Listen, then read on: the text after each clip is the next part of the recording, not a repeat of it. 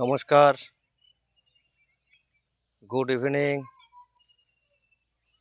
আজ একটি শসা খেতে আমরা এসেছি, যেটা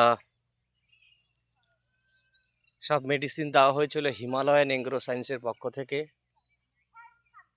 প্রত্যেকটি ওষুধ খুব সুন্দরভাবে কাজ করেছে। এই দেখতে পাচ্ছেন শসা ক্ষেত, প্রচুর পরিমাণে ফুল এসছে, গাছও খুব সুন্দর হয়েছে। দেখুন, খুব সুন্দর গাছ হয়েছে। শসা ক্ষেতটি দেখতে পাচ্ছেন, ওই একটি দাদা কাজ করছে। খুব সুন্দর শসা হয়েছে। আপনারা পারলে হিমালয়ান সায়েন্সের সেই প্রোডাক্টগুলো ইউজ করবেন।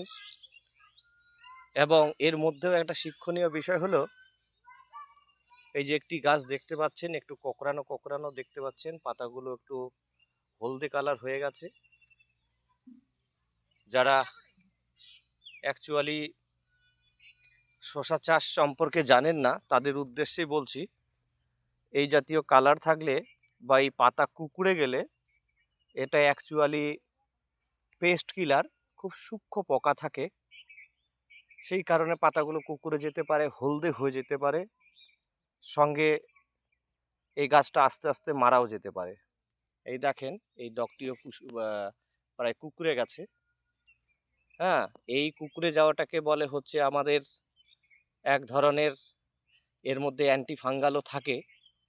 অ্যান্টিফাঙ্গাল সঙ্গে পেস্ট কিলার, খুব গুঁড়ো সূক্ষ্ম জাতীয় পোকা থাকে, তার সঙ্গে হচ্ছে আপনার সাদা মাছি থাকে। এই জাতীয় সমস্যা থাকলে আপনারা অবশ্যই আমাদের সঙ্গে যোগাযোগ করবেন। তাছাড়া প্রত্যেকটি গাছ খুবই সুন্দর হয়েছে, প্রচুর ফুল চলে এসছে। ফুলের সঙ্গে সঙ্গে অলরেডি প্রচুর পরিমাণে ফলও হয়েছে। এই দেখতে পাচ্ছেন, হ্যাঁ, গোড়া থেকে ফল হয়েছে। এই দেখুন, এই গোড়া থেকে অনেক ফল হয়েছে। হ্যাঁ, গোড়া থেকে খুব সুন্দর ফল হয়েছে।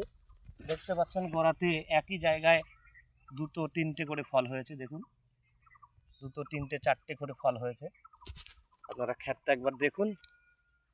যে শসার প্রজেক্টটা হয়েছে অতীব সুন্দর হয়েছে।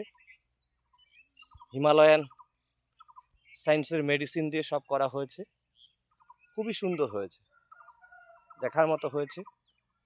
এটা অ্যাকচুয়ালি মাচাতে হবে না, এইটা লাঠি দিয়েই এই চাষটাকে করা হয়। আপনারা চাইলে এই চাষটা করতে পারেন। এই শসার প্রচুর ডিমান্ড এখন।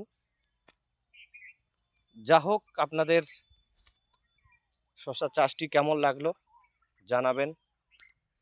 ধন্যবাদ, নমস্কার।